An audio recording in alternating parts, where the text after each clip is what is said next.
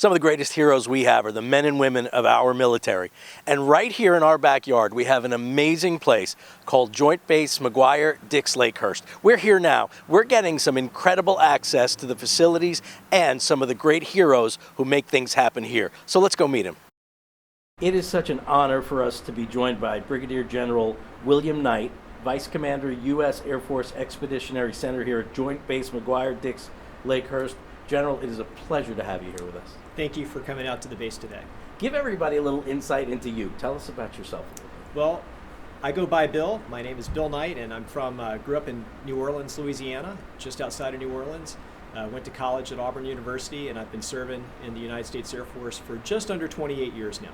Wow. Thank you for your service. Thank you. I'm honored to do it. What does the Air Force Expeditionary Center do here at the Joint Base? Well, I tell you what, it's actually kind of a complicated answer. We do a lot of different things. We like to say that we're the rapid global mobility. So what is rapid global mobility? That's one of the things the Air Force brings to the fight for our nation. So the ability to take airlift and move things around the world quickly, to do air refueling on behalf of our nation, which extends the reach of our aircraft and keeps them airborne longer. Aeromedical evacuation, to be able to bring patients back from faraway places around the world to make sure that they're taken care of and given the best possible medical care. Those are some of the things that we do, but we put the rapid in that. And what I mean by that, responsive joint basing is one of the things that we do. We have a couple of our units that run joint bases. One right here at McGuire Dix Lakehurst, the 87th Air Base Wing. This is a unique joint base in that we have all three services represented here. So where we used to be a Navy installation, Army installation, and an Air Force installation, now one together, the only one like that in the Department of Defense inventory. Down at Charleston, we have Joint Base Charleston, which is a combination of Air Force and Navy units that are down there. So we have airmen that are out riding on ships or boats defending the harbor. And so, some unique things that we get to do with our joint basing. We also have a unit that's out at the Tacoma, Washington area with Joint Base Lewis McChord, and they help the Army run that installation out there, which allows us to project power out to the Pacific. So that's one of our key mission sets. Another thing that we do that's really important to us is our contingency response. Our ability to go out around the world and open an airfield. We have folks all over the world right now that are embedded with Army and Marine units to advise them on how to tap into the Air Force mission and they advise them on how to get airlift for their units and to best utilize that if they need that. We do command and control, where we will send folks out that will plan missions and make those missions happen anywhere in the world. And we do air advising. You think of what is air advising? Well, the best way I could explain it to probably people in your audience is there's a lot of American Revolution history here. Right. And one of the blessings that our nation had was we had some people that came over and partnered with our forces during the Revolutionary War to help professionalize them. That's what our air advisors do. Sometimes they're teaching a specific skill, but a big part of what they're just teaching is how to have a really highly effective military. And so something that kind of helped birth our nation is something we're able to go and give back to partner nations around the world. We have our nation's en route structure, and we're able to persistently provide en route support around the world. And what does that mean? As you think about how an airline runs, and they have their hubs that they move through. Well, we have a system that goes out to across the Atlantic and into Europe and down into the Middle East, and we have one that goes out across the Pacific that allow us to stay connected with the airlift and air refueling platforms that have to move around the world. So we are the ones that catch all those aircraft around the world and make the mission happen in those areas. We also have one stateside at Pope Army Airfield that's specifically partnered with the 82nd Airborne Division down at Fort Bragg to help facilitate the airborne operations that go on with those on a daily basis. It's amazing because it seems like there's so much planning that would go into all of that, but it sounds to me like most of that needs to be accomplished and executed sometimes on a moment's notice. Right. So, but a very diverse mission set. And then, kind of one last thing that we do right here is innovative expeditionary education and training. Right here on the installation, we have put through 10,600 in-resident students last year, over 40,000 total, 77 courses that they run. These are primarily designed to ensure that our airmen are prepared to go out into Central Command, which is the Middle East or maybe Africa, and operate in hostile to uncertain environments and be successful in when they get downrange. They also do a lot of education, over 30,000 credit hours awarded through our Expeditionary Operations School here. And when you put an umbrella on all of it, we also develop our airmen. They're our best resource, our most important resource, and so we spend a lot of time making sure that we're making our airmen better and preparing them for all the things that they're going to do while they serve our country. Can you tell us some of the things that you've been involved in recently? Absolutely. A couple of things that I think people ought to be particularly proud of. We opened some airfields in Iraq and Syria last year that really helped our partners on the ground take the fight right to ISIS. So airfields that were directly responsible for the liberation of Mosul in Iraq. What a nice thing to be able to participate with, and going through and doing those kinds of things has really got ISIS on its heels, and it's been really effective at enabling our partner forces on the ground to be able to go and do that. And I'm awfully proud of what we can do as a military. I think we have a very powerful military, but one of the things I'm most proud of is the fact that we help people. It's not just about bringing combat power to bear, which we do, but it's also about helping people. And when the hurricanes that came through and ravaged Texas and Florida, Puerto Rico, and the Caribbean, we were able to go down and open airfields. In Puerto Rico alone, we had 4 airfields that we had opened. And what that allows us to do is it allows us to get aid directly to the people that are most affected at a time where they need it the most.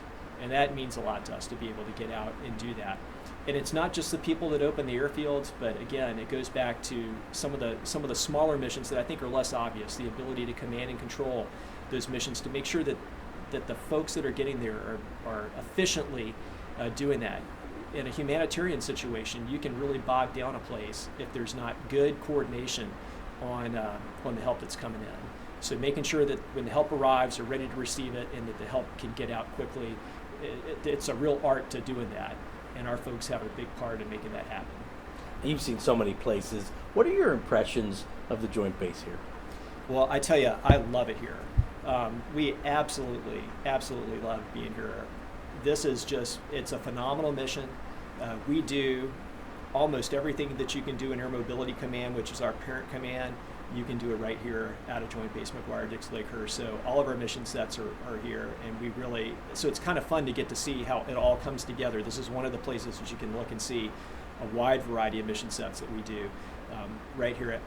But beyond that, to me, the mission is great. Another great part is just the people that are here.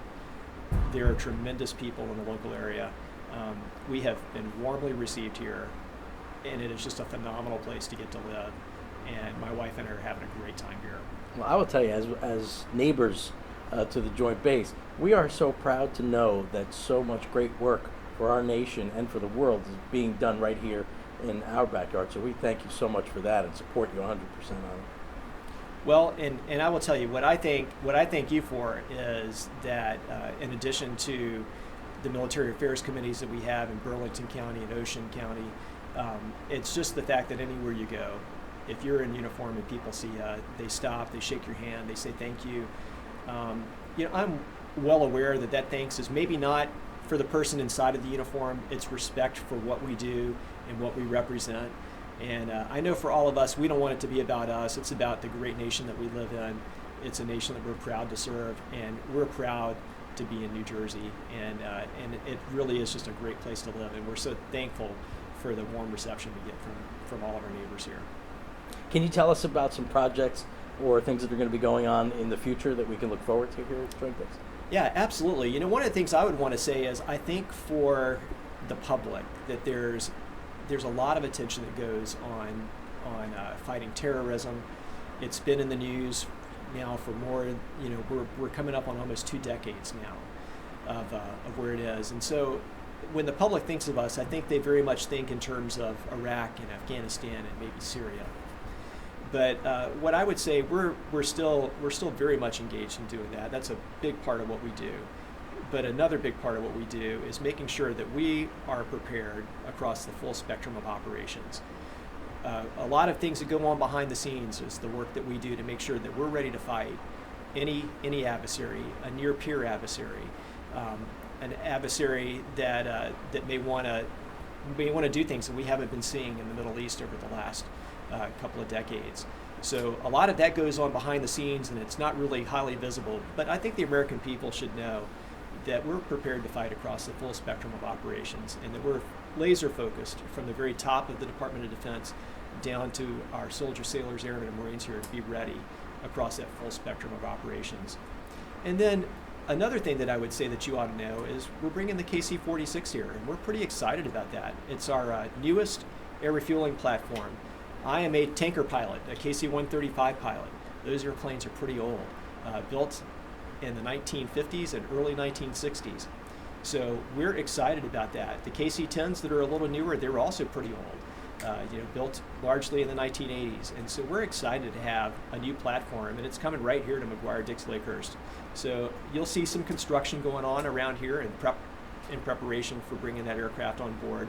But we're pretty excited about having that new airplane. It's a great mission, and it's great for the base here. Now, we live in a world where you would think from the outside looking in, especially from a political standpoint, that there's a lot of division in our nation. But when you come here and when you hear the stories that you're telling us and you hear about what's going on, there is an amazing sense of unity, an amazing sense of pride for our nation. Do you sense that as well, as complete unity with the people you work with? I do.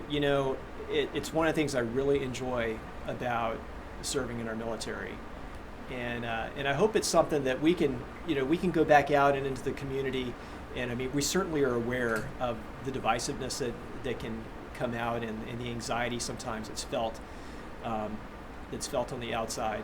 I wish that I could bring people in and let them watch how we interact with each other, and just see that the dignity and respect that we treat each other with. And I think it really comes down to the fact that we all try to stay mindful of we're serving for the name on this side of our uniform and not for the one on this side of our uniform. That we put this on and we represent the United States of America. It is a great country. I have been all over the world. We are the envy of the world. And I don't say that from a prideful standpoint. I say that from we're blessed. We're blessed for the fact that we can work so well together. We're blessed for the fact that regardless of where you're from, where you were born, rich or poor, what color your skin is, what your religious preferences may be, that we treat each other with dignity and respect. Those are American values, and we're proud to represent them. And I think you would see that we really do live them every day on the base. We've been spending some time with Brigadier General Bill Knight, Vice Commander, U.S. Air Force Expeditionary Center here at the Joint Base. Such an honor to talk to you. Thank you and all the people who you work with for your service to our great nation. We appreciate all you do. I'll pass it along, and thank you so much for taking time to come out and be with us today.